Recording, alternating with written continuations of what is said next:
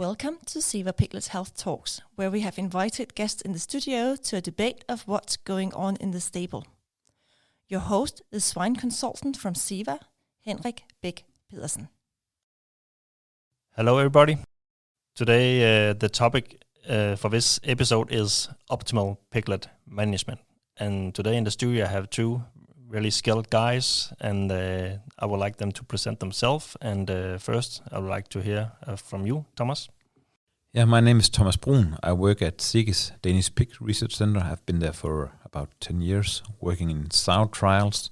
And before that, I worked as a consultant together with Henrik for another 5 years. So I've been working in the sow industry for quite some years.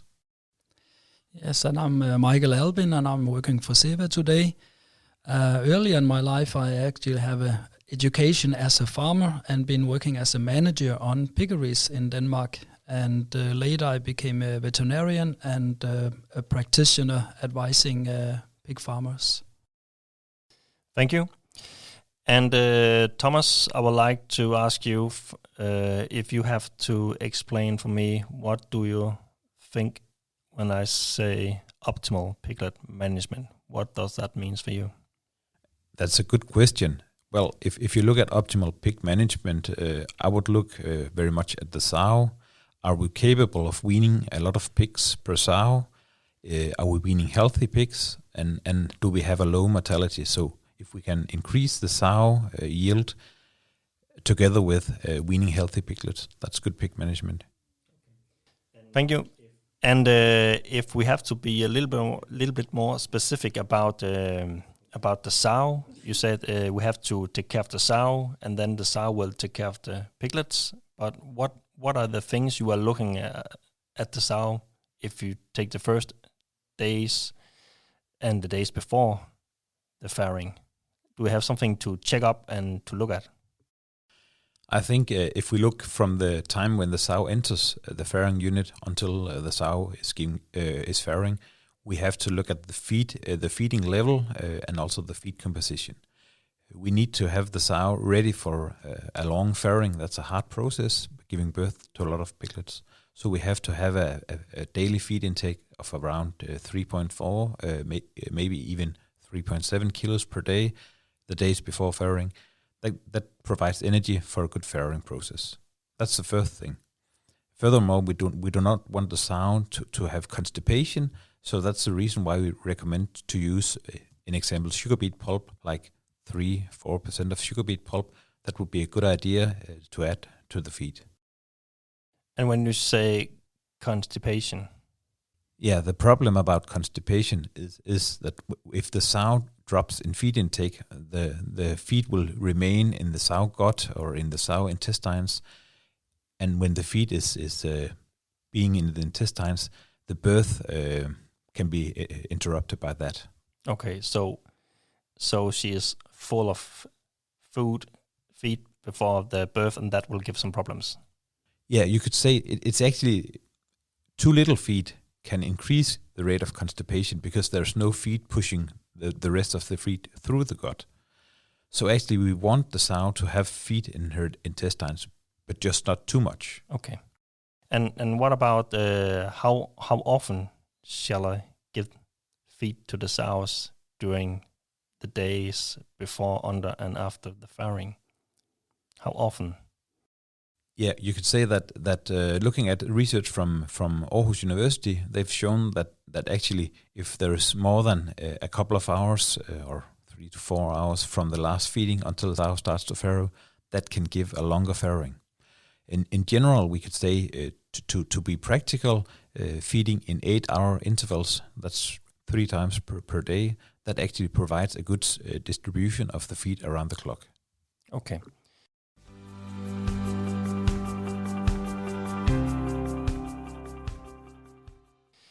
And Michael, I would like to ask you, as a vet, what do you see that's important for the time right after farrowing? Do we have some indicators where you look at the sow? It could be how healthy she is. Are she eating enough? Are she drinking? What are you doing as a vet?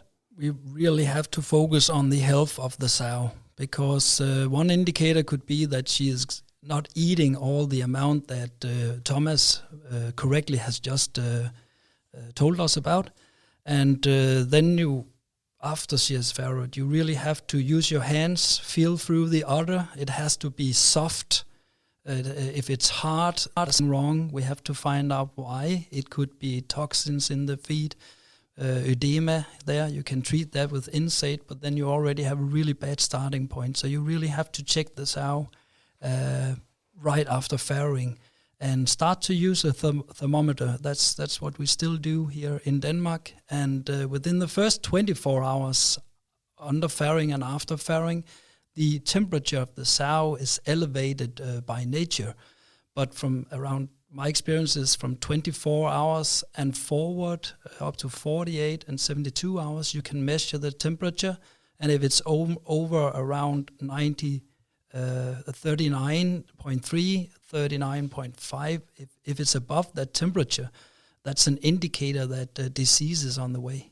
So then you really have to see things before they happen regarding the sow. So you have some indicators that you pinpoint out what's important, and it's the temperature. And what about the feeding and the water intake? Well, we can't see how much the sow is drinking. So the most important indicator at the sow is if she's eating or she has temperature. And if she is not eating, we're actually a bit behind in acting, because that's a very clear indicator. The first indicator that we'll be able to measure, that's the temperature of the sow. So if the temperature goes up above 39.5, then we have a clear indicator that she is getting into trouble. Really have to look at the sow. Is she lying down at the on the side when she is milking? So does she look ready to take care of the pigs? Really have to use your eyes. Okay, and what about now Michael said it's not easy to know how much the sow will drink, but I guess we have some thumb rules for how much water we shall provide for the sow during the drinking nibbles, the water nibbles.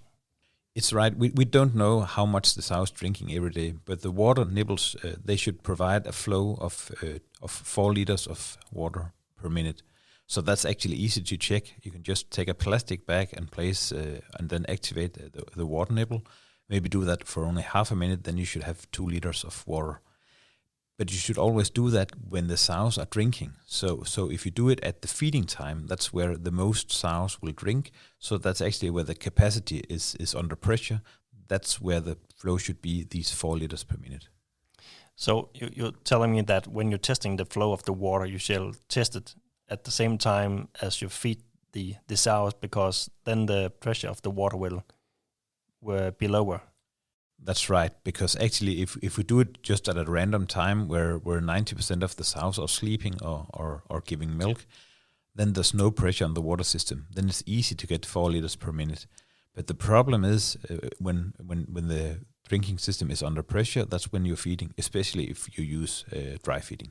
Okay, thank you. Another thing we also have to discuss is that now we have been talking about if you're taking care of the sow will take care of the piglets. But I guess there's also some things who is very important to do with the piglets, or to do for the piglets, about taking care of the piglets. And it could be diseases, but it could also be handling of the piglet who provides stress or press the piglets. And if you should say something about to decrease the stress situation or in the farrowing pen for the piglet, what will you think that's important? I would say one of the most important things is actually securing the colostrum intake. So actually you have to take care of the immunity. The piglets are born without any antibodies, so we have to be sure that they get this from the sow colostrum. As soon as they get this colostrum, you can do the litter equalization. You can move piglets around so they are at even size at the same sows. Furthermore, we have to make sure that the sows' gilts are a bit more difficult handling when looking at milk yield. So gilts should always have medium size to large piglet size, whereas the small piglets should be collected, for instance, for a second parity sow with small, easy available tits. And Michael, do you have a comment?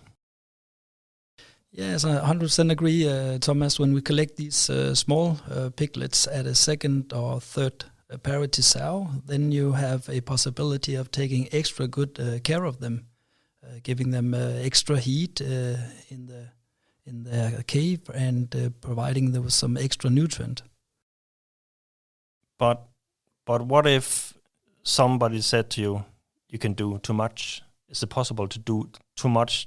If you have too much handling, if you have too much moving around, it will stress or press the piglets in a situation we don't want. Actually, thinking about it, I would really like to handle the pigs as less as possible to reduce the stress on the pigs. They really need time to be piglets and being taken care of by their mom.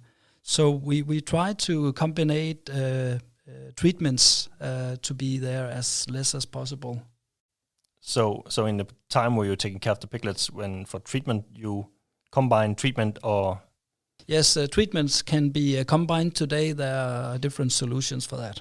Yeah, and furthermore, I think if we should have the piglets to concentrate on growing, we should not mix too much. So that's when we have done the litter equalization within the first 24 hours or something like that, then actually moving pigs from around 2 to 3 days of life and later on, every time you move a pig into a new litter, they start to find a new social hierarchy. And they also have to find the right teat order. So that costs gain.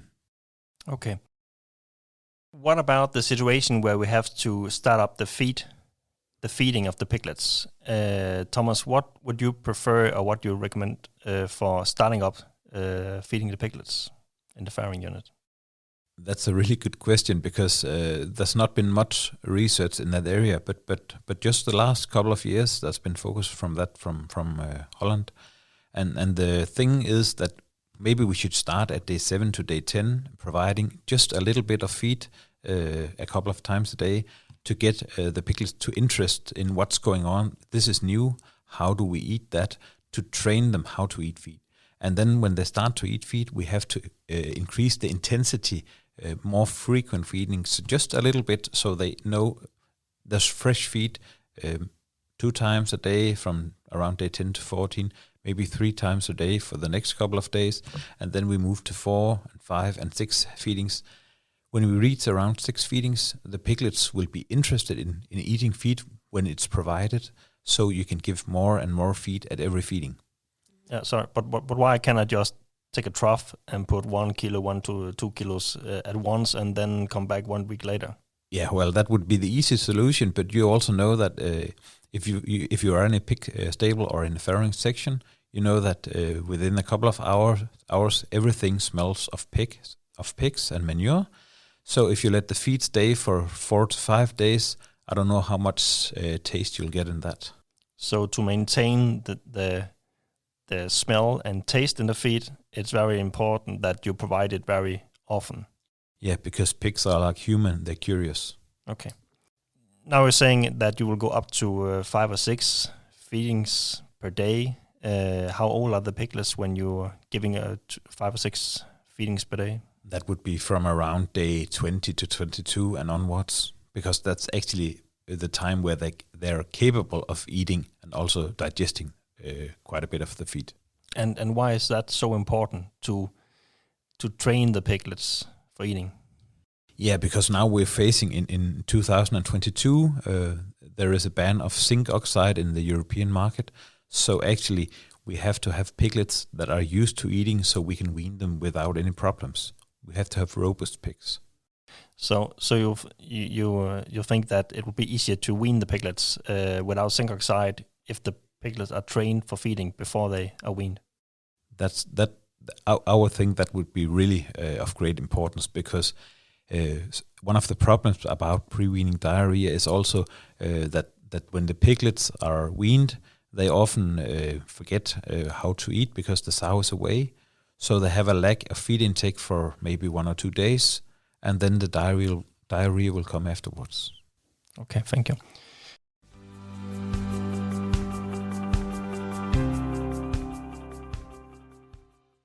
Thank you, guys. We'll try to wrap it up. And the topics today, to pinpoint out what we've been discussing, is that it's very important that the sow is not running low on energy during the farrowing. We'll see an increase of stillborn. After the farrowing, it's very important to measure the temperature at the sow, to check in that quite often. And if the temperature is over 39.5, then we have to do something. And last and not least, it's very important to train the piglets for feed intake during the lactation, so they are ready for feed intake after weaning.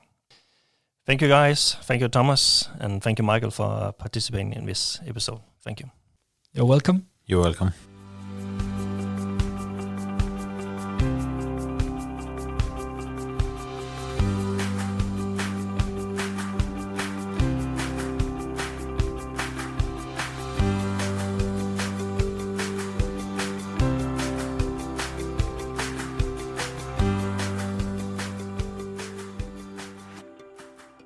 Thank you for listening to Ceva Piglets Health Talks. Please stay tuned for the following episodes.